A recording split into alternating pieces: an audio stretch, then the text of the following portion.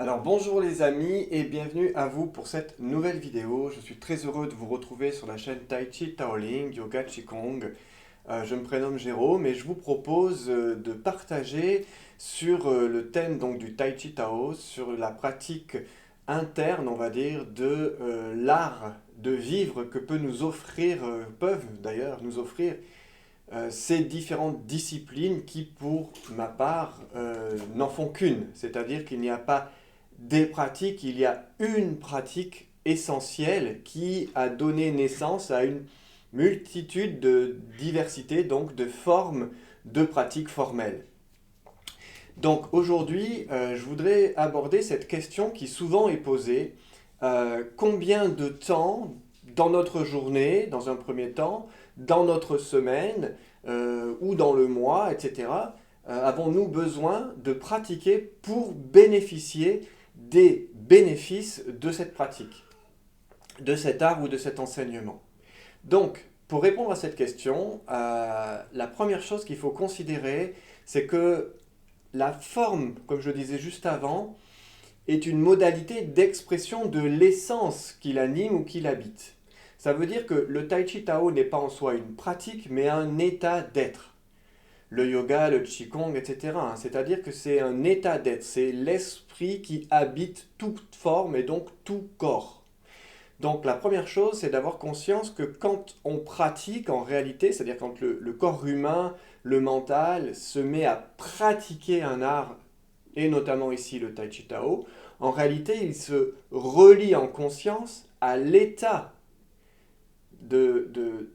qui est au cœur de la pratique. Donc en fait on vient par l'exercice, par le temps qu'on consacre, par l'espace-temps que l'on va consacrer spécifiquement à cela, eh bien on va se mettre en état de présence de cette conscience. Donc, encore une fois, la pratique est un moyen de se relier à ce que nous sommes déjà, mais de le faire en conscience. Ça veut dire qu'en réalité, venir pratiquer le Tai Chi Tao, au travers de ses structures, de ses concepts, de ses formes, c'est se consacrer, c'est-à-dire être avec le sacré de la pratique pendant un temps donné où, je dirais, notre attention, notre intention et donc notre concentration, les trois énergies dont je vous ai parlé dans une vidéo précédente, sont réunies, je dirais, intégralement dans cet espace-temps. Donc ça veut dire qu'on optimise, je dirais, nos dispositions mentales, physiques, émotionnelles et donc spirituelles à ce temps de pratique. Et cela est valable pour la méditation également, par exemple. On se consacre à un temps de méditation, mais en réalité on se relie en conscience à l'état de méditation intérieure. Voyez ? Donc c'est déjà à considérer de cette manière-là les choses. Ça veut dire quoi ?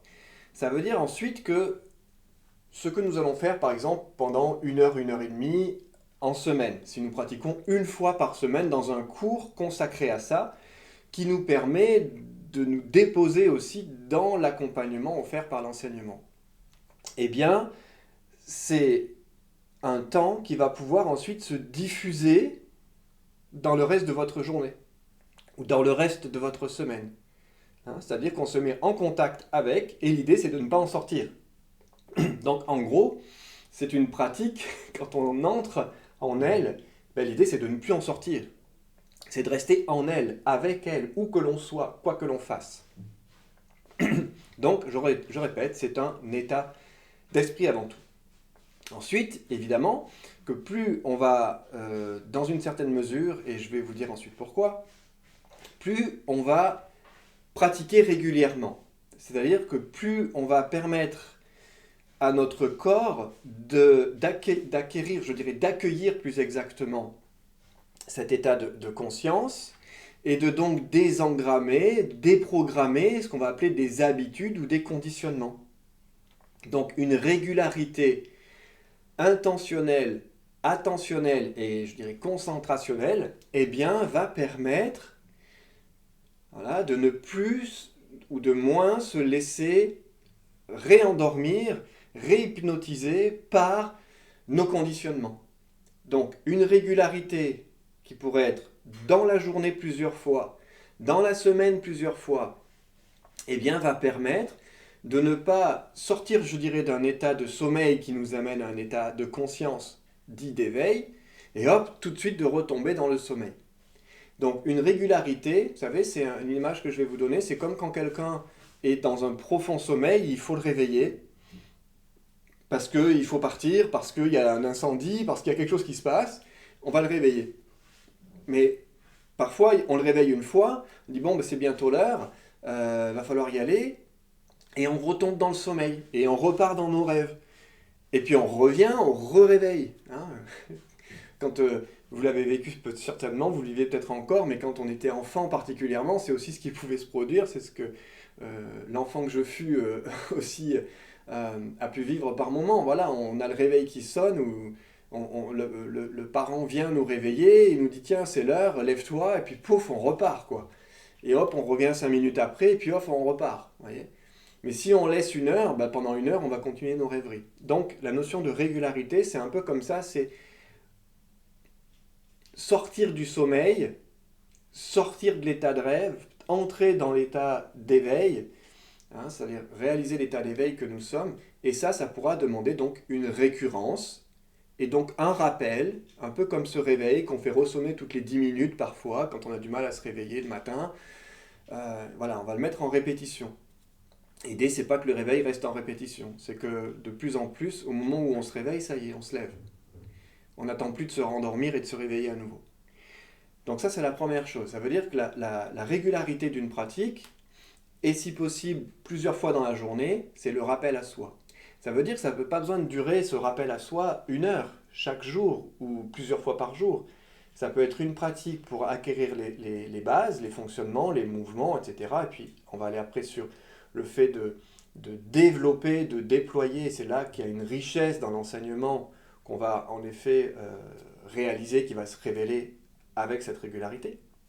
Mais l'autre modalité principale, c'est je fais cette pratique par le souffle, et quand je suis pris dans ma journée, quand je suis pris dans quelque chose qui semble me contracter, me contrarier, je me rappelle, je fais sonner le petit réveil et je vais faire une respiration de quelques minutes.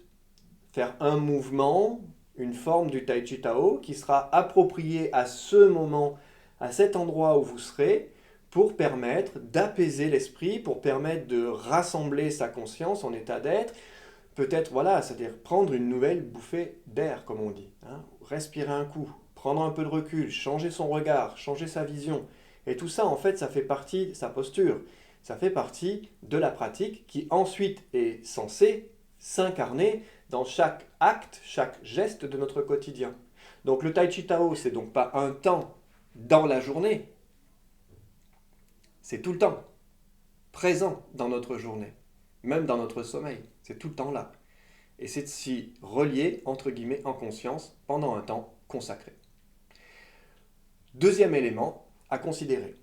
Le temps de pratique est aussi très dépendant de vos dispositions personnelles, c'est-à-dire de votre situation de santé, du moment, de votre situation sociale, professionnelle, familiale. Donc il y a tout un contexte à considérer, d'accord, qui sera différent d'une personne à une autre, dans un premier temps. Ce contexte-là, l'aspiration de votre âme, ce qui vous anime réellement, et donc l'orchestration, je dirais, qui va favoriser, qui va prédéterminer ou prédéfinir le temps que vous pouvez formellement consacrer aux temps d'enseignement qui sont donnés, et par ailleurs à vos temps de pratique indépendants.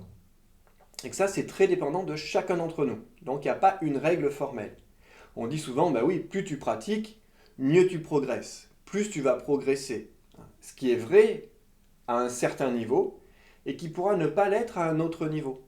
Parce que parfois, qui fait le plus va faire le moins. C'est-à-dire qu'il va arriver à un état de saturation, et là où je voudrais vraiment progresser, dans le yang, c'est-à-dire dans le faire, ça va m'amener à une cessation pour entrer dans le yin et le non-faire.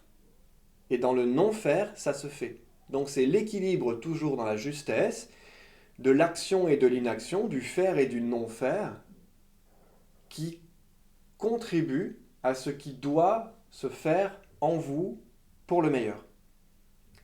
Donc c'est toujours une écoute, une reconnaissance, un accord pour tendre vers une juste harmonie de ce qui est bon pour soi. La deuxième chose. Une petite histoire que je raconte très souvent, c'est l'histoire d'un jeune méditant qui va voir son maître. Il dit: Maître, voilà, j'ai vraiment le désir de réaliser l'éveil. On m'a dit que voilà, par la méditation, je pourrais le réaliser. Maître, si vous pouvez m'enseigner la méditation. Il dit: Oui, je peux t'enseigner la méditation. En effet, voilà, c'est une belle modalité de réalisation. Et il lui dit: ben voilà, si tu médites 2 heures par jour comme ça, eh bien, tu pourras t'éveiller. Ce que le jeune moine lui demande: mais combien de temps? Ben, si tu pratiques 2 heures, tu pourras t'éveiller en 5 ans. Alors le jeune moine dit: ah, ben 2 heures, mais moi, si je pratique 4 heures, ben, je pourrais m'éveiller en 2 ans peut-être. Il dit: non, non, si tu pratiques 4 heures par jour, dans ce cas-là, toi, tu mettras 10 ans. Ah, il ne comprend pas, il dit: mais comment ça se fait? Ben, si je pratique 8 heures, il dit: tu mettras 20 ans. Donc en réalité, à ce moment-là, d'une part, ce désir intense de s'éveiller peut être un moteur à sa réalisation. Mais son désir intense peut devenir aussi son obstacle à sa réalisation. Donc, à vouloir faire plus ou trop sans considérer sa nature singulière et surtout sa volonté mentale intellectuelle qui lui devient l'obstacle, alors passer plus de temps aura de moins bons résultats que de passer le juste temps. Ça fait partie des enseignements de la voie du Bouddha aussi, c'est-à-dire d'être dans l'action juste, l'intention juste, la concentration juste. Essayer de trouver cette justesse qui est par ailleurs propre à chacune et à chacun d'entre nous. Troisième point, c'est qui rejoint le deuxième. Émettre l'intention de réaliser sa nature, de trouver la paix, l'amour et la joie, c'est merveilleux. Mais il faut nous détacher de l'attente d'un résultat futur. Ce serait même l'objet d'une prochaine vidéo, qui pourrait être à part entière. C'est qu'à ce moment-là, il ne faut pas attendre un résultat pour le futur. C'est: je viens vivre dans l'instant présent, ici et maintenant, simplement la pratique. Et de voir que cette pratique que nous allons faire peut-être pendant 1 heure, ou 1 heure et demie, ou même des fois 10 minutes, ça n'a pas d'importance. On est relié à l'éternité, c'est-à-dire au non-temps. Il n'y a pas de temps. Et à cet endroit, en réalité, on ne cherche pas un résultat qui serait dépendant du temps, mais on se relie à ce qui est déjà présent de toute éternité. Une inspiration, une expiration, une attention, une concentration, juste un état de présence d'un instant, nous met en contact avec cet objectif de réalisation. Immédiatement. Donc l'invitation, c'est sur un plan de conscience, il y a une progression, il y a une évolution, une imprégnation. On pourrait presque dire une durabilité de plus en plus prégnante en soi, dans notre quotidien.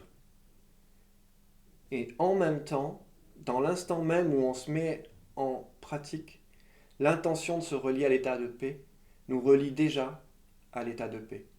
Car c'est l'état de paix qui nous appelle à le retrouver.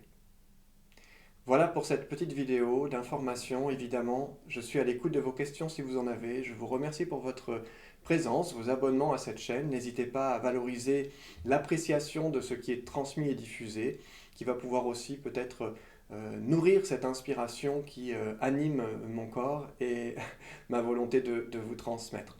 Donc, je vous dis à très bientôt pour une prochaine vidéo. N'hésitez pas, si le cœur vous appelle, à nous rejoindre pour des cours en distanciel par Zoom et très bientôt des propositions de venir en présentiel sur Valence pour un stage notamment ou un séminaire plus général sur la connaissance de soi et l'éveil spirituel. Je vous dis en tout cas à très bientôt pour une prochaine vidéo. Merci encore.